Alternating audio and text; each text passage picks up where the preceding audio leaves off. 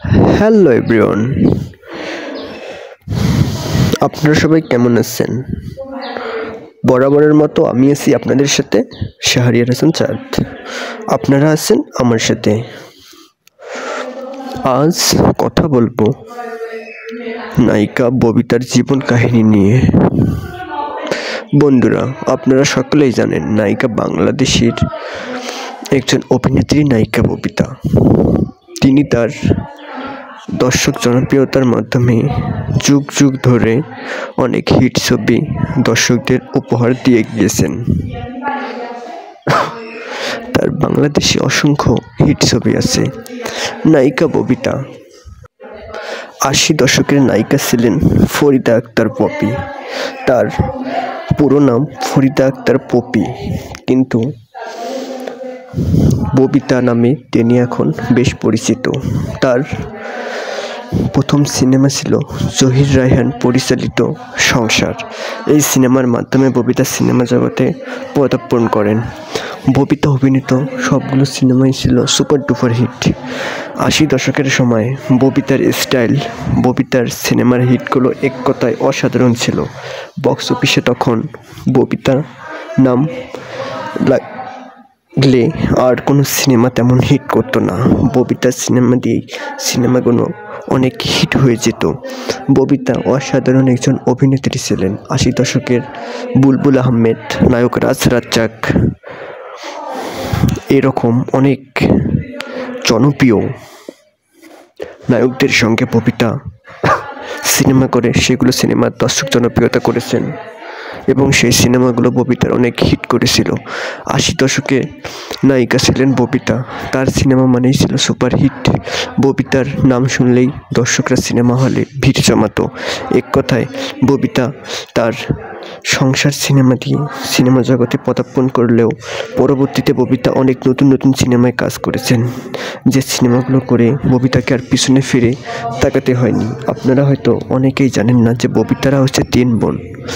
ববিতারা হচ্ছে 3 বোন এবং নায়ক রিয়াজ হচ্ছে ববিতার একজন চাচাতো ভাই। নায়ক রিয়াজ কিন্তু আমাদেরকে অনেক হিট সিনেমা দিয়েছিল। সেই নায়ক রিয়াজই হচ্ছে জনপ্রিয় অভিনেত্রী এবং নায়িকা ববিতার চাচাতো ভাই। চম্পা হচ্ছেন ববিতার নিজের বোন এবং আরও এক বোন আছেন ববিতার। টোটালি তারা 3 বোন এবং তার একজন চাচাতো ভাই, তার নাম হচ্ছে রিয়াজ। ববিতার সিনেমাগুলোই অনেক সুপার ডুপার হিট করেছিল। ববিতা সেই সময় দর্শকদের অনেক হিট সিনেমা উপহার দিয়েছিল। ববিতার সিনেমা মানে হিট। দর্শকদের উপচে পড়া ভিড় ছিল সিনেমা হলে, যেগুলো দেখে দর্শকরা অনেক আনন্দিত হতো এবং 80 দশকের 90 দশকের সিনেমাগুলো তখন সেই সময় ববিতার নাম ছাড়া চলতোই না। এরপর নায়ক রাজ রাজ্জাকের সঙ্গে ববিতা স্বরলিপি সিনেমাটি করেছিলেন। সেই সিনেমাটি অনেক সুপার ডুপার হিট করেছিল, যা এক কথায় অসাধারণ। এরপর 1996 সালে ববিতা জাতীয় চলচ্চিত্র পুরস্কার লাভ করেন এবং সেই চলচ্চিত্র পুরস্কারের পাওয়ার পরে ববিতার সিনেমা জগতে আরও আগ্রহ হয়ে পড়ে নতুন নতুন সিনেমা দর্শকদের উপহার দেওয়ার জন্য। সেই সময় ববিতা এক কথায় অসাধারণ একজন নায়িকা ছিলেন। তার দর্শক জনপ্রিয়তা সেই সময় দিনকে দিন থেকেই যাচ্ছিল। ববিতা বর্তমানে তার এক সন্তান আছে। সেই সন্তান তার আমেরিকায় পড়াশোনা করেন। বর্তমানে ববিতা সিনেমা জগতে বেশ মোটামুটি আর তেমন কাজ করছে না। ববিতাকে এক সাংবাদিক যখন প্রশ্ন করা হয়েছিল যে, ম্যাম আপনি কেন আবার সিনেমাতে রেগুলারভাবে ফিরছেন না, তখন ববিতা বলছেন যে, দেখেন একসময় আমি সুপার ডুপার হিট একজন নায়িকা ছিলাম। আমার সিনেমা মানেই সুপার ডুপার হিট ছিল। হয়তো তখনকার সময় আপনারা সাংবাদিক ছিলেন না, কিন্তু আপনারা এখন নতুন সাংবাদিক হয়েছেন। তখনকার সময় যারা সাংবাদিক ছিল একমাত্র তারাই বলতে পারবেন 80 দশকের 90 দশকের সিনেমাগুলো কতটা হিট ছিল, কতটা দর্শক জনপ্রিয়তা ছিল, কতটা দর্শকদের আনন্দ দিত, কতটা দর্শকদের মনে জায়গা করে নিত।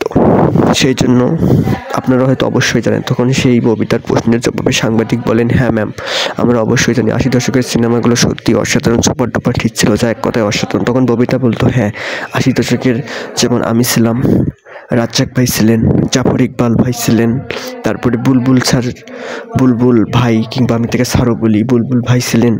আমরা সেই সময় 80 দশকের সিনেমাগুলো অনেক হিট দিয়ে গিয়েছিলাম এবং সেই সময় হলে দর্শক জায়গা পেত না, নিচে ফ্লোরে বসে আমাদের সিনেমাগুলো দর্শক উপভোগ করতেন। সেই সময় সালমান শাবনূর জুটিও বেশ অনেক হিট ছিল। আমি সালমানের একটা সিনেমাতে মা হয়ে অভিনয় করেছিলাম, যে সিনেমাটা আপনারা হয়তো অনেকেই দেখেছিলেন।